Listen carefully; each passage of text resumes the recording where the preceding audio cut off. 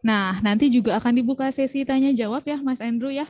Untuk para hadirin mungkin kalau ada yang masih bingung atau mungkin mau nanya terkait apa yang sudah dipaparkan atau ada apa yang sudah di-sharing sama Mas Andrew, boleh banget nih. Nanti akan kita buka sesi tanya jawabnya. Kalau begitu langsung saja kepada Mas Andrew, kami persilahkan. Ya, terima kasih. Jadi selamat sore semua para hadirin, senang bertemu dengan Bapak Ibu semua di sini. Jadi sebelumnya saya izin untuk sharing dulu kali ya.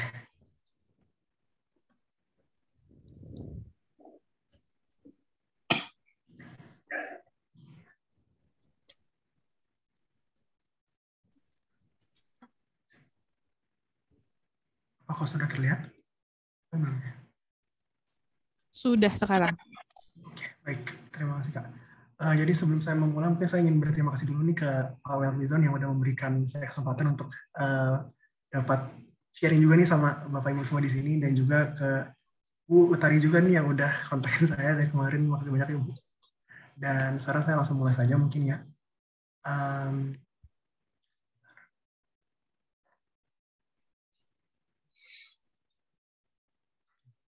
Baik.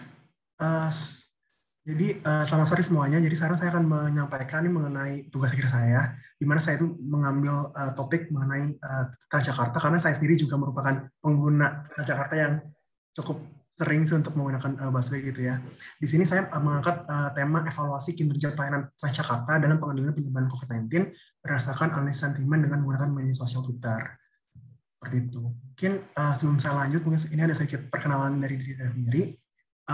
Saya orang Jakarta, cuma sekarang lagi di Surabaya sih. Kemudian ini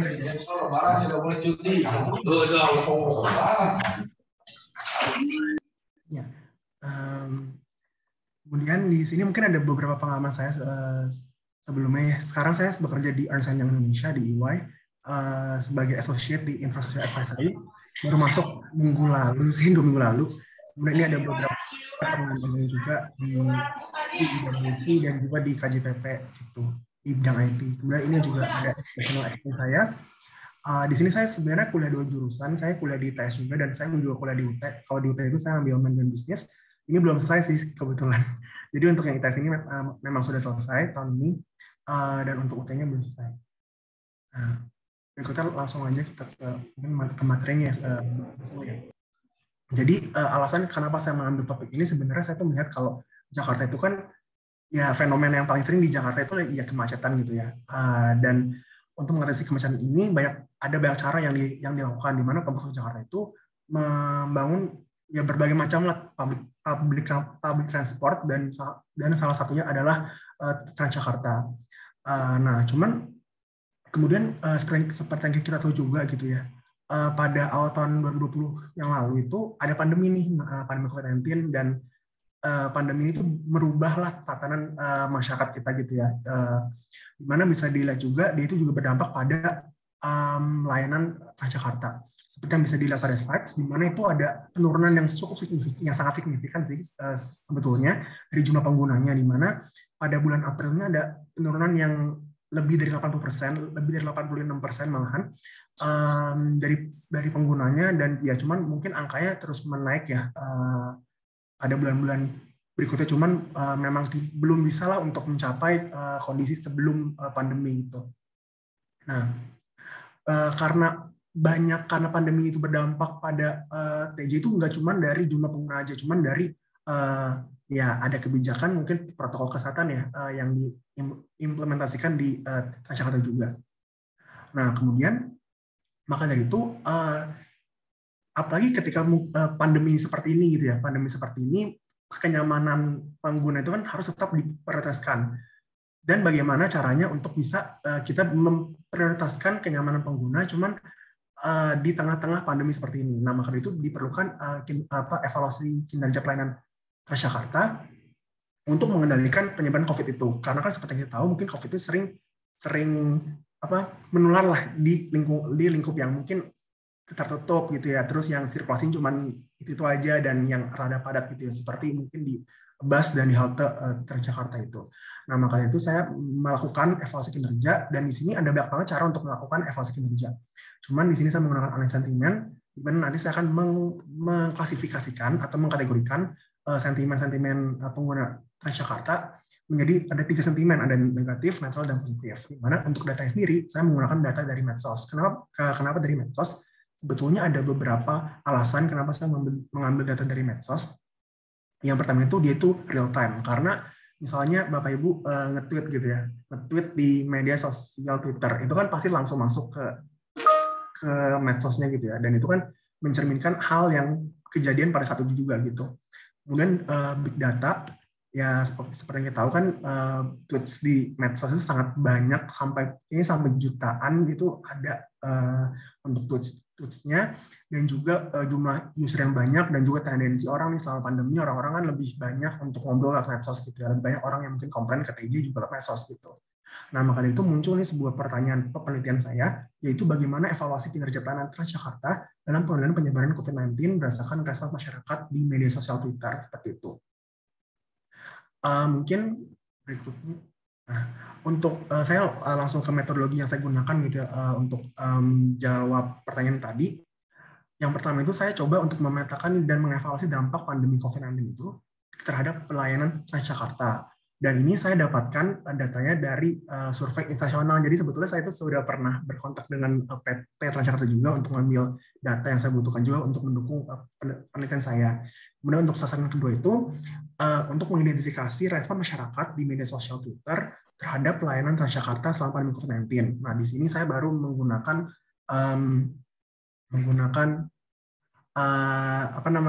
analisis sentimen dengan naive Bayes classifier yang akan saya jelaskan di slide berikutnya. Kemudian kalau untuk sasaran ketiga itu saya akan mengidentifikasi nih prioritas pelayanan apa yang perlu ditingkatkan, yang mungkin bisa ditingkatkan gitu ya oleh penyedia jasa layanan TJ untuk mengendalikan penyebaran COVID itu sendiri. Dan di sini saya akan menggunakan konten analisis seperti itu. Nah, ini mungkin untuk lebih detail ya dari bagaimana cara analisis sentimen itu bekerja gitu ya. Di sini saya ada menggunakan 2 software, itu ada RStudio dan juga ada WK. Dimana kalau RStudio ini untuk mengambil data dari Twitter, dari itu kita bisa mengambil tweets orang, opini orang dari medsos menggunakan RStudio. Nah, kemudian karena opini itu berupa sebuah kata-kata ya, itu kan banyak orang yang mungkin nge-tweet cuman kurang jelas gitu ya kata-katanya, kayak kata-kata singkat lah, kata-kata seruan yang mungkin nggak semua orang ngerti gitu. Nah, maka dari itu harus dilakukan tahap pre-processing untuk membersihkan lah kata-kata yang kurang jelas itu gitu. Ada case folding, text stripping, nanti di text replacement atau diganti kata-kata yang kurang jelas itu, text stemming untuk mengubah kata-kata menjadi kata-kata yang misalnya kayak menunggu jadi tunggu gitu ya, jadi kata dasar gitu.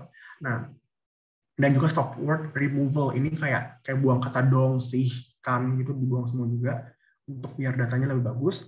Kemudian juga setelah itu saya akan menyingkirkan data tweets yang tidak relevan. Jadi itu sebenarnya banyak juga nih orang-orang yang nge-tweet Transjakarta cuman tidak komentar gitu mengenai Transjakarta. Jadi misalnya kayak dia itu cuma menyebutkan kata Transjakarta cuman sebenarnya tidak berkaitan dengan kinerja pelayanan TJ itu sendiri.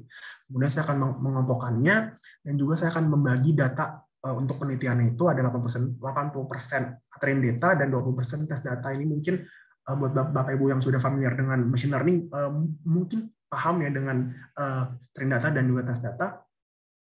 Kemudian dari sana akan di labeling masing-masing tweets yang akan dimasukkan ke train data berdasarkan 3 macam sentimen. Kemudian akan di data yang sudah ada ini akan dilatih oleh komputer ini sendiri dengan naive Bayes classifier, dan saya menggunakan software WK. Dimana setelah itu akan dites dan didapatkan hasil keakuratannya menggunakan confusion matrix seperti yang terlampir pada slides. Ada yang true positif, false positif, dan sebagainya. Dan ada juga rumusnya ya. Kemudian berikutnya itu adalah untuk merun tes data. Jadi itu data yang belum kita olah oleh sistem akan secara otomatis akan dibaca oleh sistem gitu, biar cepat juga sih sebenarnya. Bisa langsung terdeteksi lah dia ini sebenarnya ngomongin orang yang sebenarnya dia ini tuh sentimennya positif, negatif, atau netral gitu ya. Kemudian perhitungan persentase berapa orang aja yang ngomong negatif, berapa orang ngomong positif dan netral, dan kemudian ini akan dijadikan input untuk sasaran berikutnya, yaitu melihat variabel mana saja yang harus ditingkatkan gitu ya untuk mengendalikan penyebaran COVID. Berikutnya ini ada variabel-variabel yang saya gunakan untuk penelitian ini. Betulnya ada sekitar 16 variabel apa 17 gitu, saya lupa. Cuman di sini saya ada sebenarnya ada dua, dibagi dua secara besar, ada variabel umum dan khusus. Umum ini ya variabel-variabel yang sebenarnya tidak terlalu terpengaruh oleh ada COVID. Misalnya kayak waktu operasional bus, frekuensi, kebersihan, dan sebagainya itu. Dan juga variabel khusus, ini variabel yang berkaitan dengan COVID. Makanya seperti yang bisa dilihat itu ada kayak sistem ventilasi, ada penggunaan masker, ada apakah di busway itu sudah menjalankan physical distancing dengan baik, penyediaan hand sanitizer, ada juga penerapan cashless dan sebagainya. Apakah PT Transjakarta sudah melakukan ini semua gitu sebetulnya. Nah, kemudian kita akan masuk ke sasaran satu nih. Sebenarnya sasaran satu ini hanya untuk menggambarkan saja bagaimana kondisi layanan Transjakarta di era pandemi ini gitu ya. Nah, ini saya mendapat datanya dari data survei instansi juga. Kemarin saya sempat tanya juga ke PT TJ mengenai data ini, dan terlihat bahwa emang ada penurunan jumlah pengguna, armada, dan rute yang beroperasi setelah pandemi. Kemudian ini juga untuk demografisnya, bagaimana selama sebelum dan sesudah pandemi, ini saya mendapat data dari survei kepuasan pengguna juga dari PT Transjakarta, di mana sebelum pandemi, di mana kalau dari jenis kelamin itu lebih banyak perempuan setelah pandemi. Untuk domisilinya masih sama di Jakarta, yang dominannya. Kalau untuk usianya itu masih dominan juga di range 26 sampai 34 tahun. Untuk pekerjaannya juga masih banyak di kalangan swasta. Nah, mungkin ada perbedaan sedikit di social economic status gitu ya. Jadi sama-sama B, cuman untuk nomor 2-nya itu ada perubahan. Kalau setelah pandemi itu jadi golongan A2, yaitu golongan orang yang mengeluarkan pengeluaran sebesar 4 juta sampai 6 juta satu bulannya. Kalau sebelum pandemi justru orang-orang yang mengeluarkan lebih sedikit yang mendominasi daripada orang-orang yang mengeluarkan lebih banyak, seperti itu. Mungkin kalau dari demografi tidak banyak yang berbeda ya, Bapak Ibu. Mungkin bisa langsung terlihat dari operasional sendiri, di mana frekuensi penggunaan Transjakarta itu lebih sedikit daripada setelah pandemi daripada sebelum pandemi gitu. Bisa dilihat juga dulu ada banyak banget orang yang menggunakan Transjakarta itu lebih dari 5 hari seminggu, sedangkan setelah pandemi hanya 1-2 hari seminggu. Untuk waktu perjalanan juga itu juga berkurang. Mungkin yang dulu sebelum pandemi dia lebih lama menggunakan busway, sekarang lebih sedikit gitu. Tujuan penggunaan ini masih sama, untuk alasan utama penggunaan juga masih sama di bekerja.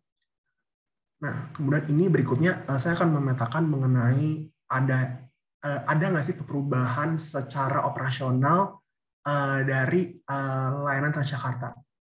Di mana seperti kita tahu juga ya, kalau setelah pandemi itu kan ada protokol kesehatan yang harus diimplementasikan gitu ya untuk menekan penyebaran COVID itu sendiri.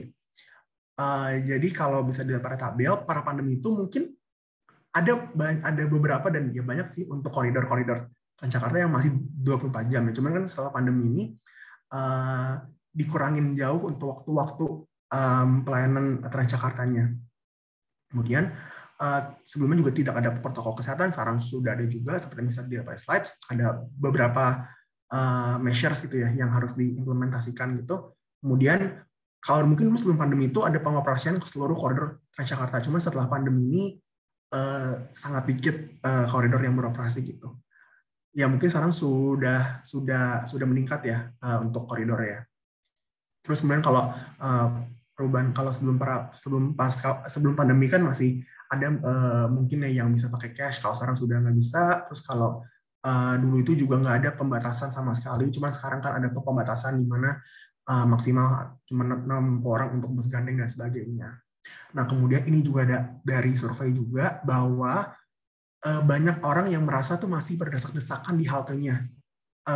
Dan juga belum adanya jarak physical distancing yang baik, itu yang dimana dua hal ini tuh menurut survei kepuasan pengguna itu harus ditingkatkan, seperti itu. Kemudian saya akan masuk ke sasaran 2, di mana ini sasaran yang saya lakukan sendiri gitu ya, maksudnya dari data-data dari medsos, di mana ini bisa dilihat juga, ini ada contoh tweets gitu ya, contoh tweets dari pengguna Transjakarta, di mana ini sudah saya coba ambil sampel beberapa dan ada sentimennya misalnya. Kayak yang pertama nih, Min bus 7A dari Lebak Bulus masih lama nggak? Udah lama nih. Itu kan orang kesal gitu ya maksudnya. Karena dan itu masuk ke sentimen negatif seperti itu. Dan bisa dilihat juga pada tabelnya. Kemudian saya kan mengambil waktu penelitian itu dari bulan Mei 2021 sampai Agustus 2021. Di mana saya mendapat 29.772 tweets yang membicarakan mengenai busway Transjakarta dan yang mention akun resmi dari PT _Transjakarta gitu. Kemudian setelah tes cleaning secara substansi banyak sekali yang terbuang karena memang tidak banyak juga yang nggak langsung membicarakan mengenai kinerja pelayanan Transjakarta. Hanya tersisa 3.554 dan ini selanjutnya dimasukkan ke variable dan tersisa 4.072. Ini ada keakuratan dari model saya itu ada 86,60%, di mana ini kalau dari kajian literatur yang sudah saya coba susun itu hitungannya sudah cukup baik. Kemudian bisa dilihat juga perkembangan jumlah sentimen, di mana ada banyak sekali orang yang tweets gitu ya, tweets di bulan Mei 2021 dan turun di bulan Juli dan Agustus. Kenapa? Karena mungkin ini dikarenakan oleh gelombang Delta. Kemarin kan Juli Agustus kan gelombang Delta banyak banget, dan itu mengakibatkan penumpang Transjakarta pun juga turun seperti itu. Kemudian ini ada jumlah tweets setiap variabelnya. Banyak orang yang berkomentar yang beropini mengenai waktu operasional, dilanjuti oleh frekuensi layanan, physical distancing, pemanasan kapasitas, dan seterusnya. Gitu. Nah, ini untuk jumlah sentimen setiap variabelnya. Di sini bisa terlihat bahwa waktu operasional itu memiliki jumlah yang besar di sentimen netral, karena banyak orang yang hanya bertanya mengenai jadwal atau waktu operasional dari Transjakarta, di mana ini kan merupakan netral ya, dia nggak kesal, dia juga nggak senang gitu, jadi cuma sekedar bertanya, dan ini yang sangat banyak. Mungkin hal ini juga dikarenakan oleh perbedaan perubahan yang cepat gitu ya antar waktu operasional seperti itu, karena kan setiap 2 minggu atau berapa minggu kan diupdate terus gitu ya untuk PPKM, dan pasti kan TJ juga menyesuaikan itu. Jadi ini mungkin banyak orang juga yang belum terupdate lah sama peraturan ini gitu. Kemudian frekuensi layanan itu adalah variabel yang paling banyak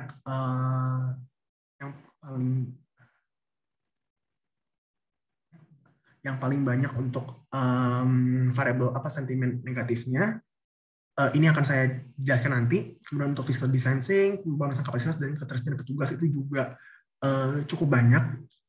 Ada di lebih dari 200 opini yang membahas mengenai variabel ini dengan sentimen negatif. Gitu. Nah, kalau untuk belakang-belakangnya sini, sentimennya juga cukup signifikan sih, ada yang 80, 60, 50, cuman kalah signifikan dengan 4 variabel yang tadi nih, ada frekuensi layanan, physical distancing, pemanasan kapasitas, dan ketersediaan petugas.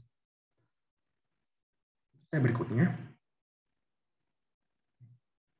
Nah, ini kita langsung ke sasaran tiganya setelah tadi sudah memahami dan sudah melihat pemetaan dari sentimen yang ada dan variabel-variabel yang ada gitu ya.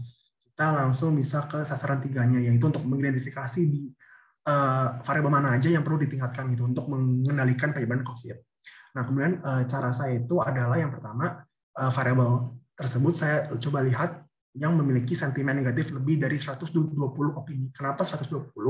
Karena hal ini menunjukkan bahwa dalam masa studi saya dari bulan Mei sampai bulan Agustus itu kan 4 bulan. 4 bulan ibarat itu 120 hari gitu ya.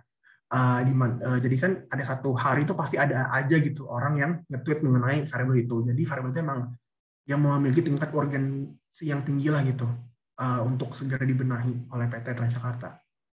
Kemudian didapat akhirnya ada 4 variabelnya, ada frekuensi layanan, physical distancing, manajemen keramaian, dan juga ketersediaan petugas. Yang ini harus ditingkatkan.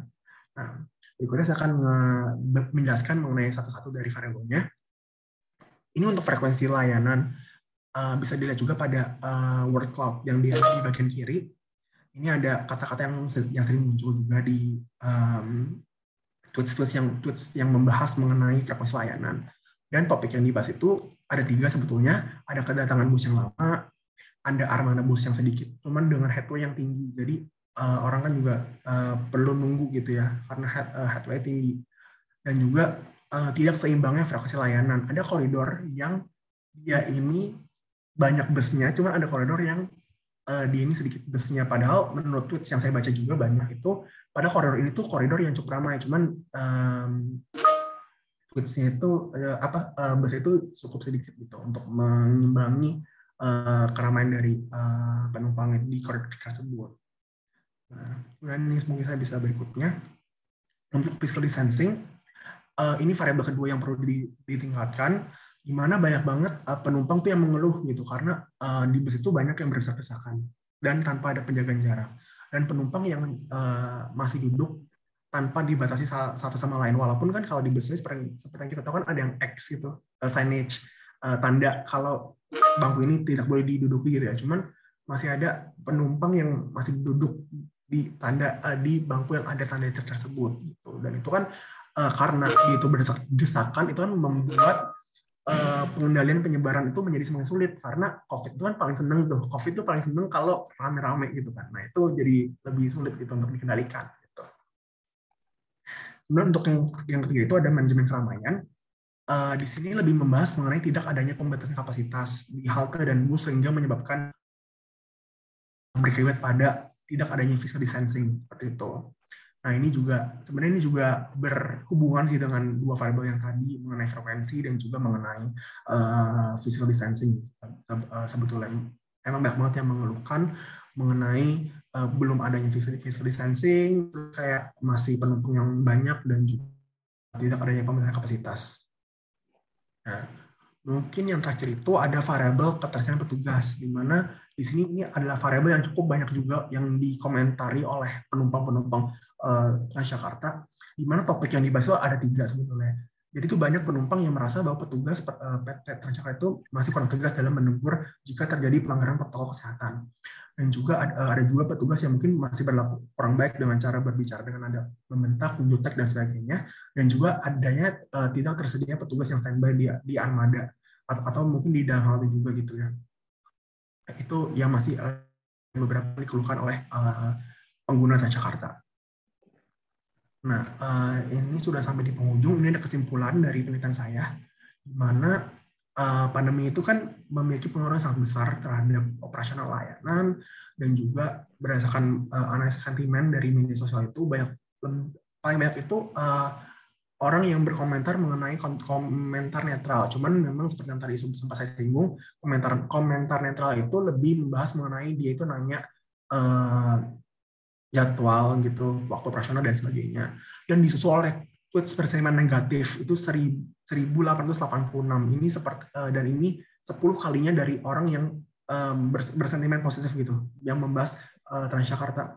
Kemudian dalam pengendalian penyebaran itu ada 4 variabel yang perlu diperhatikan oleh penyedia jasa layanan.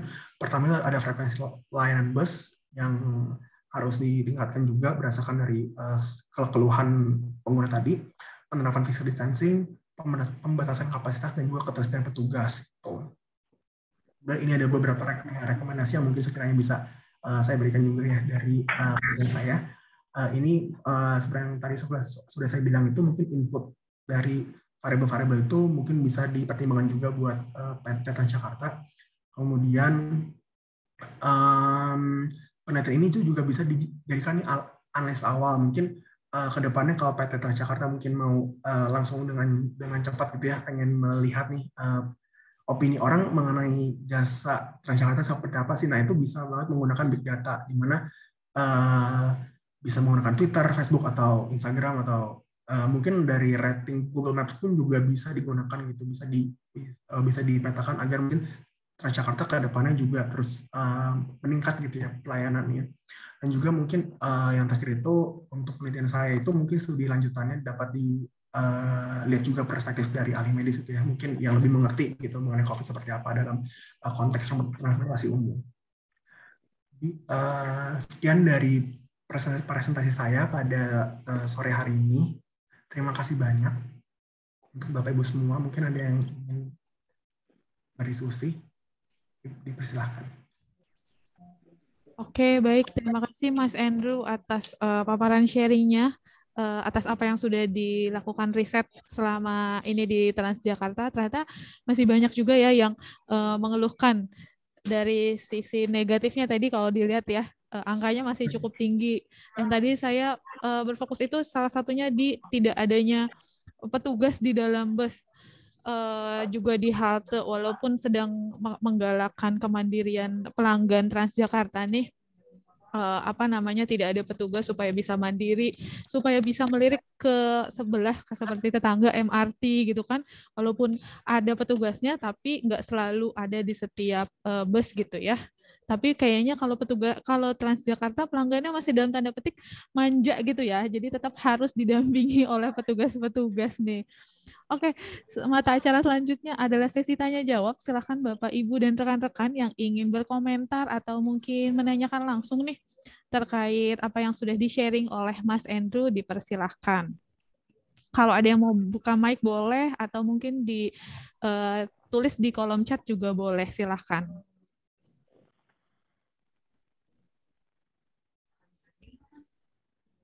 Silakan Bapak Ibu, jangan malu-malu loh. Saya lihat di sini ada Ibu Siti Nurlela. Apakah itu dari ITS ya, Mas Andrew ya? Selaku dospem atau mungkin apa nih? Dosen pembimbing saya, Kak. Dospem ya, dosen pembimbing ya. Selamat sore Bapak Ibu, terima kasih sudah. Sore Ibu Siti Nurlela. Ya, terima kasih Andu ya sudah diizinkan bergabung juga. Saya sangat bangga ya Andu, hebat. Dan Andu ini cepat ya, lulusnya Bapak Ibu hanya 3,5 tahun. Jadi program normalnya itu 4 tahun, Andu bisa lulus 3,5 tahun. Kemudian kebetulan Andu ini ternyata kuliah juga di UT ya. Itu saya baru tahu tadi pas lihat CV-nya. Ternyata diam-diam ya Bu. Saya makin kagum ini sama Andu, hebat. Ya semoga hasil risetnya ini bermanfaat untuk PT Transjakarta, Mbak dan Bapak Ibu semua. Iya, terima kasih. Baik, terima kasih Bu Nurlela atas tanggapannya.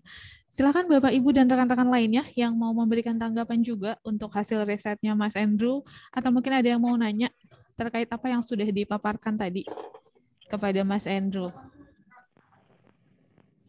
Feel free loh, nggak usah malu-malu. Kalau misalkan malu buka mic, open mic, boleh ditulis di kolom chatnya ya.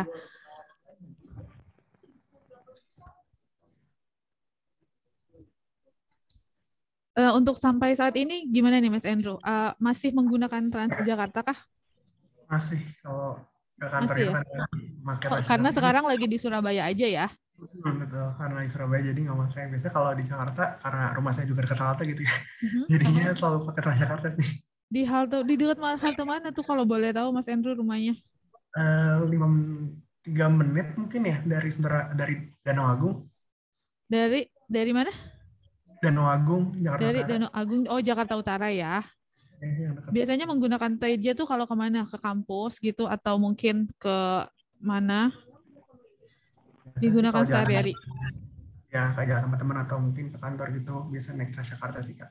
Oh gitu ya, semoga menjadi pengguna setia Transjakarta ya. Pasti Kak.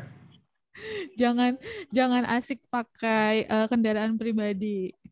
Iya betul Kak, harus pakai public transport. Iya, harus pakai transport. Ayo naik TJ gitu ya. Betul. Silakan nih Bapak Ibu, jangan malu-malu kalau ada yang mau ditanyakan atau mungkin ada yang mau memberi tanggapan atas riset yang dilakukan sama Mas Andrew, boleh banget. Boleh open mic atau boleh ditulis di kolom chatnya. Silakan Bapak Ibu.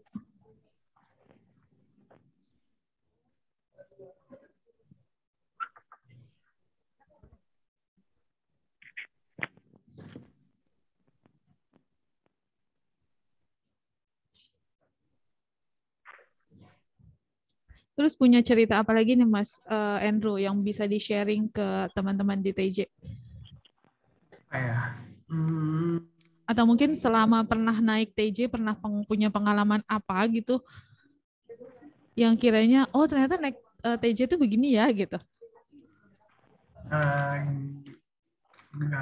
Apa ya, sebenarnya bingung juga sih Kak sebenarnya kalau ditanya, karena kalau yang unik-unik itu sebenarnya belum pernah sih Kak. Cuman saya kan emang selalu senang sih kalau memakai TJ ya. Sebenarnya kalau dari saya sendiri cukup ya sangat puas sih sama pelayanan dari TJ gitu sebenarnya. Kalau dari Mas Andrew sendiri nih, mungkin pengguna Twitter juga ya, saya nggak tahu sih. Kira-kira masuk ke dalam pengguna Twitter yang tadi masih minta petugas, atau emang sebenarnya nggak pakai petugas juga it's okay gitu? Kalau dari saya sih, jadi pengguna yang nggak apa-apa nggak ada petugas, atau memang harusnya ada petugas sih gitu? kalau dari saya karena saya orangnya juga cukup takut COVID ya, dan saya kan kalau dari saya sendiri sih saya nggak memerlukan, karena saya udah pasti memakai masker dan sebagainya gitu ya. Jadi itu emang udah kesadaran gitu untuk memakai masker. Cuman pas saya lihat itu di lapangan mungkin ada beberapa pengguna juga yang mungkin belum memakai masker gitu ya. Jadi mungkin diperlukan juga sih sebenarnya Kak untuk petugas itu gitu.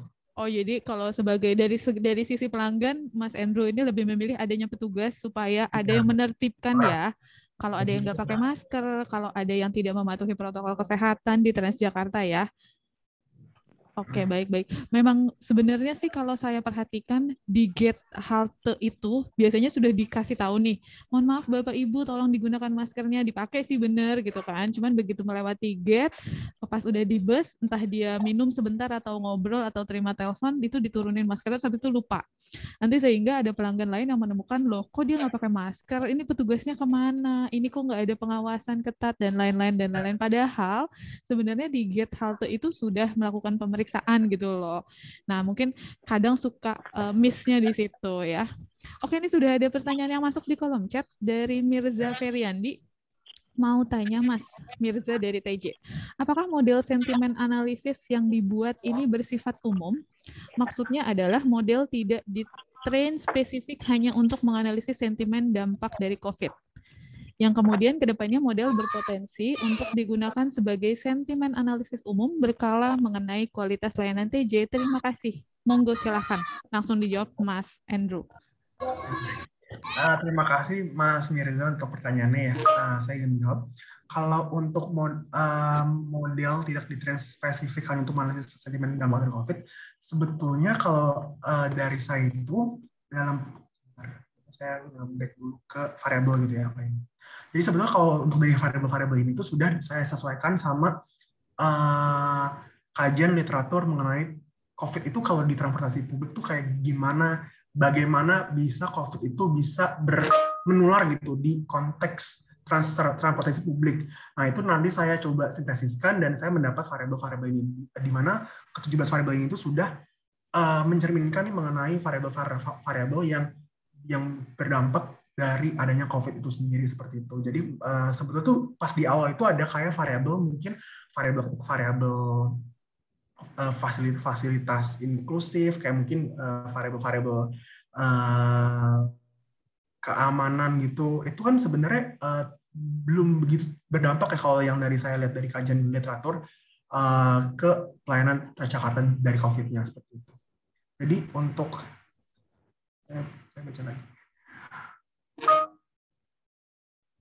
Oh, nah kebetulan kalau untuk ini kan variabel-variabelnya sudah saya coba petakan dan ini yang berdampak pada COVID. Cuman mungkin kalau ke depannya sekiranya ada variabel yang baru lagi gitu ya, yang baru lagi yang mungkin bisa ditambahkan ke dalam model ini seperti itu.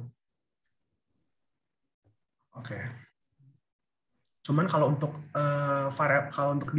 digunakan sebagai model untuk menganalisis kinerja secara berkala, mungkin model ini sebagai dasaran saja, Mas, karena kalau kita sebenarnya ada fitur namanya fitur topic modeling, di mana fitur topic modeling ini bisa dengan otomatis mengkategorikan dia ini ngomongin apa dan dia ini sentimennya apa. Sedangkan kan kalau saya untuk variabelnya saya tetap harus memasukkan secara manual ya. Dan kalau untuk sentimen analis umum berkala itu mungkin harus dibangun suatu model yang benar-benar sudah bagus dan akuratnya juga sudah sangat tinggi gitu ya. Dan akurat ini kan juga dipengaruhi oleh adanya data, dan data itu harus banyak gitu, harus banyak banget. Dan saya di sini cuma pakai 4.000, dan itu mungkin masih kurang sih untuk kalau secara berkala seperti itu. Terima kasih Mas Mirza. Semoga menjawab, atau mungkin ada tanggapan? Oke, terima kasih Mas Andrew. Silakan Mas Mirza, apakah sudah cukup menjawab atau mungkin ada tanggapan lainnya? Ini mungkin saya jawab, saya coba sebutkan ya kayak. Terus Boleh. Mas, apakah mungkin kami dari TJ mendapatkan source code untuk kami pelajaran? Nanti saya bisa kirimkan untuk R-nya ya, dan pakai aplikasi WK gitu. Mungkin nanti saya kasih kontak saya ke Mas Mirza kali ya. Boleh. Silakan nanti lebih lanjut bisa kontak-kontakan, ngobrol lebih lanjut ya terkait hal ini. Oke, terima kasih Mas Mirza dan jawabannya Mas Andrew. Kemudian pertanyaan dari Mbak Farida. Selamat sore, mau tanya selama riset tentang Transjakarta, apakah ada kekurangan dalam hal pelayanan dan apa saja yang perlu diperbaiki? Boleh di-sharing Mas Andrew. Selama riset nih tentang Transjakarta, apa aja sih kekurangannya? Terus apa sih yang perlu diperbaiki? Terima kasih Mbak Farida. Cuman kalau dari untuk kekurangan itu, kalau dari kita lihat orang-orang gitu ya, ini pendapat orang-orang gitu. Nah, kalau pendapat orang-orang itu memang ada di 4 variabel ini Mbak. Ada di variabel frekuensi layanan, physical distancing, manajemen keramaian, dan juga ketersediaan petugas, di mana 4 variabel itu yang sebenarnya perlu untuk ditingkatkan kalau menurut penggunanya Transjakarta secara langsung ya. Di 4 variabel ini yang perlu ditingkatkan, dan yang perlu diperbaiki juga mungkin kalau kita lihat berdasarkan topiknya itu next misalnya kayak kedatangan bus yang lama, mungkin kedepannya PT Transjakarta bisa lebih memperhatikan lagi tuh untuk di topik-topik ini nih, ada mungkin kedatangan busnya bisa lebih dipercepat, kemudian armadanya juga bisa lebih diperbanyak agar headway-nya juga lebih rendah, dan juga mungkin bisa disebar gitu loh armadanya di berbagai macam koridor gitu. Karena masih ada orang juga yang bilang tidak seimbangnya frekuensi layanan. Di sini juga dia itu membahas mengenai adanya penumpang yang berdasarkan juga di sini mungkin bisa lebih, mungkin PT TJ bisa lebih mengingatkan lagi ya untuk ininya dari petugasnya gitu. Ini kalau berdasarkan dari pengalaman pengguna seperti itu. Iya, baik. Jadi mungkin data ini juga diambil pada saat lagi tingginya kemarin COVID ya, Mas Andrew ya. Jadi sehingga memang pengoperasian bus itu dikurangi jumlah bus yang beroperasi pada saat itu. Sehingga tapi untuk beberapa karyawan di Jakarta yang masih harus bekerja WFO agak kesulitan jadinya karena tidak adanya Transjakarta yang beroperasi pada saat itu. Sehingga mungkin ada beberapa titik yang terjadi penumpukan dan adanya tadi banyak penumpang yang akhirnya menunggu lama busnya. Oke, semoga menjawab Mbak Farida. Kalau misalkan ada lagi tanggapan, monggo silahkan boleh ya. Terus kemudian ada tanggapan dari Pak Haidir. Memang pelanggan kita terlalu manja, padahal kita sudah melayani dengan baik. Nah, itu ya tanggapannya dari Pak Haidir terkait apa yang tadi dilakukan penelitian. Jadi tadi agak keluar kalimatnya sama saya. Pelanggan TJ-nya mungkin banyak yang manja gitu ya, tapi mungkin bukan manja, Pak. Lebih haus akan perhatian, Pak. Selanjutnya ada juga tanggapan dari Pak Lamhot. Jika ada pelanggan tidak memakai masker atau pakai masker scuba, pasti langsung diberi oleh petugas jika pelanggan naik dari halte. Oh iya betul. Ini juga seperti yang tadi saya ceritakan sedikit ya Pak Lamhot ya. Kalau pelanggannya naik dari halte biasanya untuk yang pakai scuba atau mungkin yang tidak pakai masker, kalau ada masker yang tersedia di halte pasti diberikan gitu supaya dia bisa lanjut melakukan perjalanan menggunakan Transjakarta. Kalau memang masih bandel nggak pakai masker biasanya tidak diizinkan sih karena sangat amat berbahaya untuk penyebaran virus COVID ini gitu. Selanjutnya apakah ada pertanyaan lain? Saya lihat ke bawah dulu. Silakan Bapak Ibu, ada yang ingin ditanyakan boleh open mic atau mungkin menuliskan di kolom komentar ya.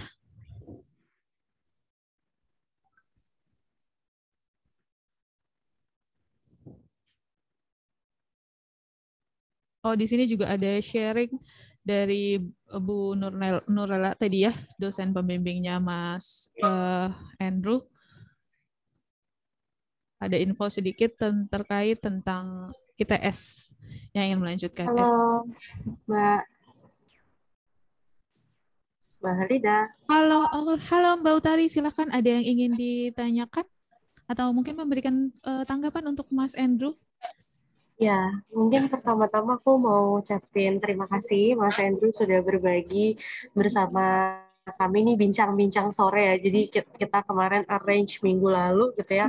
Terus Mas Andrew langsung menyanggupi untuk sharing langsung sama Insan Transjakarta nih di hari ini gitu. Harapannya ke depannya kita memang terbuka untuk penelitian-penelitian dari kampus gitu ya. Jadi mahasiswa-mahasiswa yang ingin menjadikan Transjakarta sebagai ibaratnya objek TA-nya, tugas akhir ataupun skripsi itu kami menyambut baik gitu. Karena bagaimanapun juga hubungannya harus dibangun dengan baik antara perguruan tinggi, kemudian juga dengan perusahaan-perusahaan gitu. Nah, terkait dengan apa yang sudah di-sharing hari ini, mungkin tadi aku kurang ngikutin ada di awal-awal karena ada beberapa kegiatan sambil bentrok, tapi aku penasaran nih, dari penelitian yang Mas Andrew sudah lakukan ini, apa sih sebenarnya yang kalau boleh ibaratnya nih dapat kesempatan pengen improve atau pengen nambahin analisis lebih dalamnya itu terkait apa? Ada nggak sih kayak ibaratnya perbaikan ya, atau bukan perbaikan, lebih ke improvement penelitiannya, kalau bisa dapat ABC-nya akan jauh lebih menarik lagi nih insight yang didapatkan gitu. Itu mungkin pertanyaan dariku, Mas Andrew, silahkan. Baik, terima kasih banyak Bu Tari juga udah tanya juga ya Bu dari kemarin. Jadi sebetulnya kalau untuk perbaikan ya mungkin ada banyak sekali sih ruang untuk saya untuk mengimprove gitu ya dari penelitian saya ini. Mungkin yang pertama itu yang tadi sempat saya singgung juga untuk menjawab pertanyaannya Mas Geza itu, kan sebetulnya untuk analisis sentimen itu ada sebuah analisis lanjutan, itu topic modeling, di mana kita itu bisa langsung menganalisis apa sih yang dibicarakan oleh pengguna ini secara langsung. Kayak misalnya nanti ada orang yang ngomong mengenai physical distancing, itu semua tips yang berkaitan dengan physical distancing akan dikelompokkan itu jadi satu kategori, dan itu bakal sangat cepat gitu prosesnya untuk mungkin PTTJ ke depannya mau menganalisis sentimen dari medsos juga kan bakal sangat cepat. Cuman saya belum sampai sana gitu, jadi saya belum memakai itu kemarin. Terus kemudian sesuai dengan rekomendasi saya juga sih, mungkin saya next sedikit.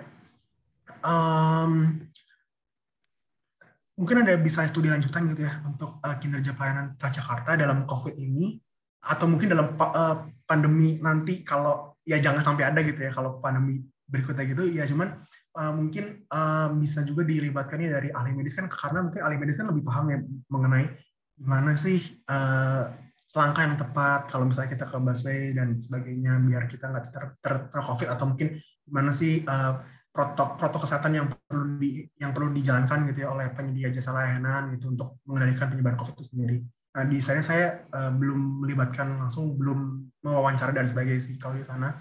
Kemudian mungkin di sini kan saya juga baru memetakan saja sih untuk variabel mana aja ya yang perlu ditingkatkan. Cuman saya di sini juga belum dalam banget untuk memberikan strategi yang bisa diberi, yang strategi yang praktik gitu loh, yang bisa langsung diimplementasikan oleh PT Transjakarta. Jadi mungkin sih itu sih Bu Tari, seperti itu untuk yang bisa saya improve gitu ya, mungkin dari TA saya.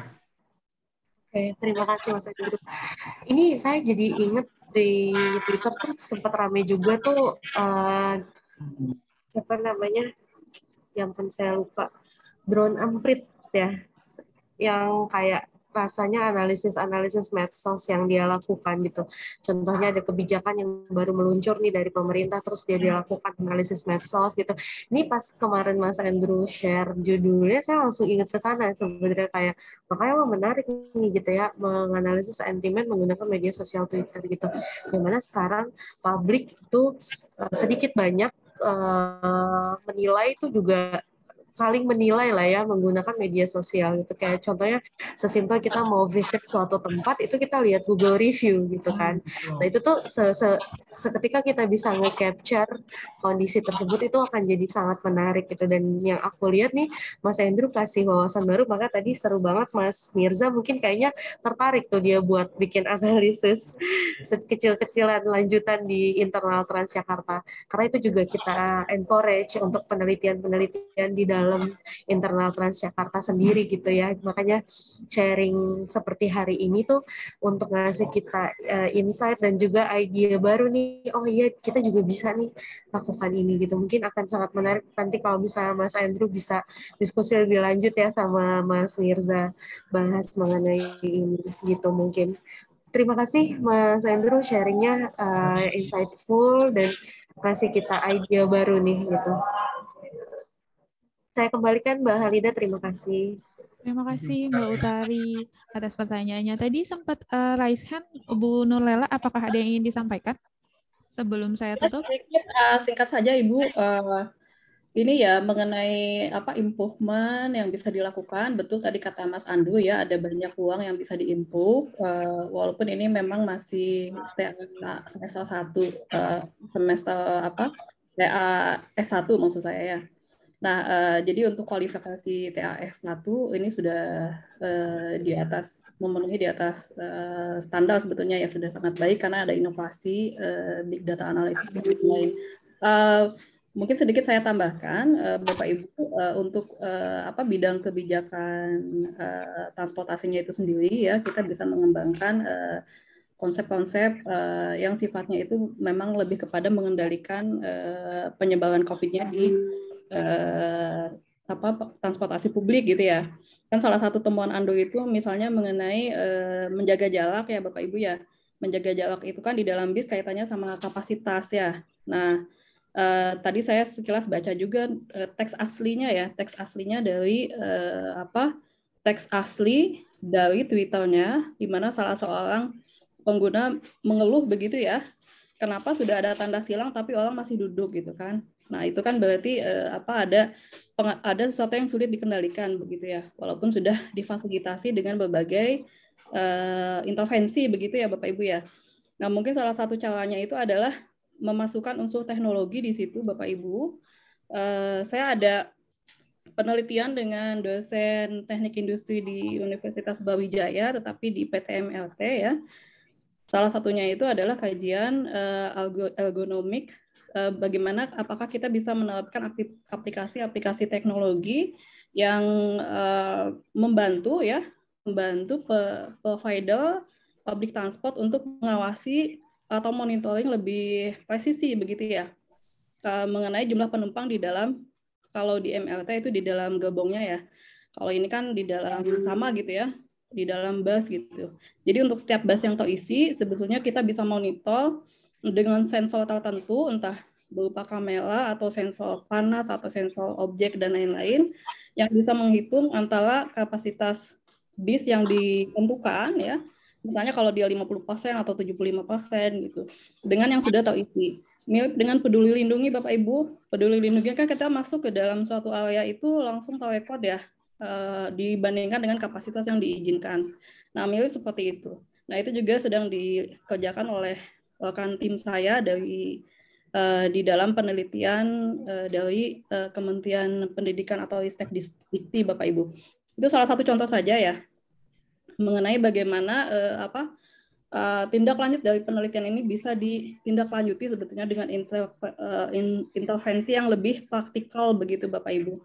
Mungkin itu sedikit masukan dari saya, dan juga sebetulnya juga barangkali selain melihat TA Andu ini ya, yang sebetulnya berupa summary atau kesimpulan, mungkin Bapak Ibu kalau Andu bisa memberikan data aslinya ya dari Twitter, yang berupa teks lengkapnya begitu, mungkin ada detail-detail informasi di sana begitu ya, yang menarik atau unik yang bisa juga menjadi bahan pertimbangan kebijakan buat provider Transjakarta.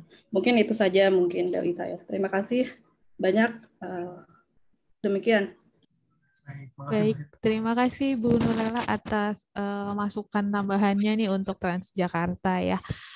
Oke, kalau gitu seru sekali ya sharing session kita kali ini. Terima kasih Mas Andrew atas sharingnya.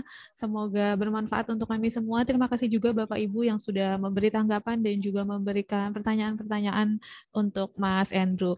Sukses dan sehat terus Mas Andrew, Bu Nurlela, dan Bapak Ibu dan rekan-rekan semuanya. Tibalah kita di penghujung acara. Sebelum saya tutup, tadi saya sudah share di kolom chat untuk feedback-nya, untuk sharing session kita pada sore hari ini. Silakan diisi Bapak Ibu sambil kita berfotoria terlebih dahulu ya. Boleh dinyalakan kameranya Bapak Ibu dan rekan-rekan semuanya. Mari kita berfotoria sebelum mengakhiri acara sore hari ini.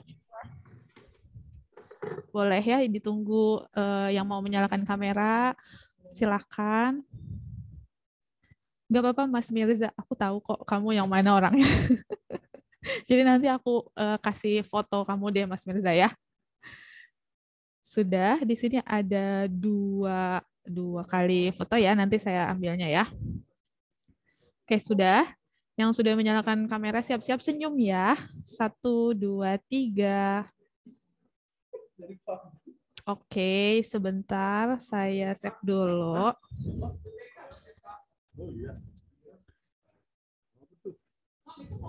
Terus kemudian satu lagi di baris selanjutnya, senyum lagi ya. Siapa tahu kena kedua kalinya nih. Senyum lagi, senyum Papsoden boleh. 1, 2, 3. Oke, terima kasih. Baik, kalau gitu tadi sudah kita mendengarkan sharing dari Mas Andrew. Maka berakhir pula acara kita pada hari ini. Terima kasih atas partisipasi Bapak, Ibu, dan rekan-rekan sekalian. Mohon maaf jika ada perkataan atau tindakan saya yang kurang berkenan. Sehat selalu ya, jadi jangan lupa digunakan terus maskernya. Nanti Mas Andrew agak-agak ini loh, sentimen nanti. Ngomong-ngomong sentimen jadi ikutan sentimen kalau ketemu di TJ, kenapa sih ini Mbak-mbak atau Mas-mas nggak pakai masker, padahal gue udah prokes banget loh gitu ya. Jadi jangan lupa dipakai maskernya supaya tetap sehat Bapak Ibu semuanya. Corona belum berakhir kalau kata di TV ya, jadi tetap harus kita jaga protokol kesehatannya. Kalau begitu, terima kasih sekali lagi saya ucapkan. Saya Khalidah, mohon pamit undur diri. Wassalamualaikum warahmatullahi wabarakatuh. Selamat sore semuanya. Terima kasih Mas Andrew. Waalaikumsalam warahmatullahi wabarakatuh. Terima kasih semuanya. Waalaikumsalam warahmatullahi wabarakatuh. Terima kasih Bu Siti. Terima kasih Mas Andrew. Assalamualaikum. Waalaikumsalam warahmatullahi wabarakatuh. Saya izin live ya Bapak semua. Terima kasih Mbak Farida. Izin live ya.